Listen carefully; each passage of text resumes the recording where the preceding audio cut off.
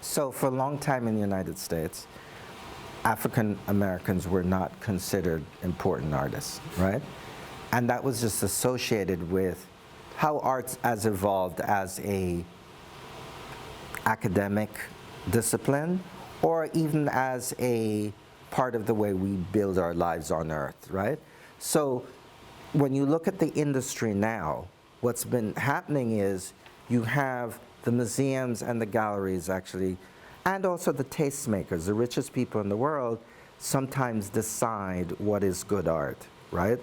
And sometimes they don't even know anything about art, but because they have money, they can decide what the values are. Because if you look at any of the museums here, for example, look at the boards, you'll see that the richest people are on those boards, and art's become like a status game with the wealthiest people, right? And sometimes the wealthiest people are not really interested in anything but status, you know?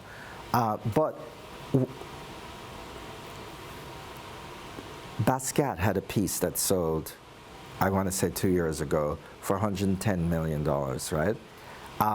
That piece was essentially an African mask, right? Which has always had the interest of the Europeans, not so much the Americans.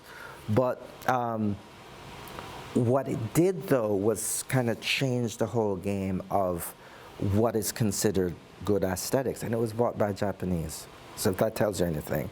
So what's happening now is, in the past, the Europeans had a respect for African creativity, right? Because when you look at, Nigeria is a perfect example.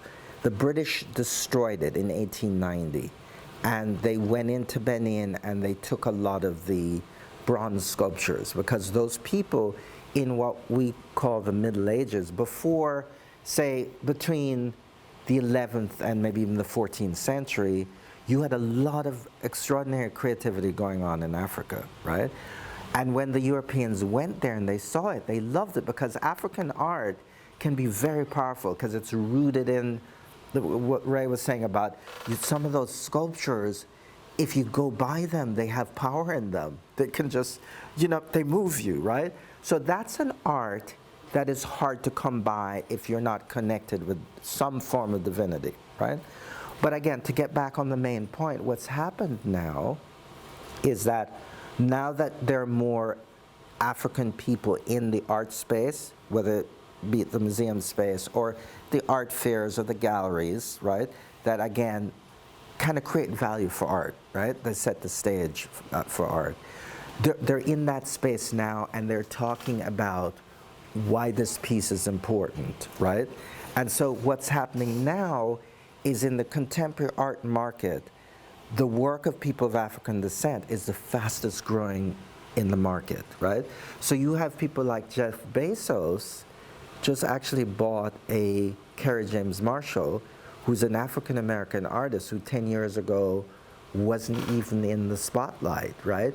So it's just trending. So that's what's going on now. It's, when I say dominating, when you look at the market, you know, Sotheby's had an auction November 14th. That same auction, you had 35% of the work being sold was black.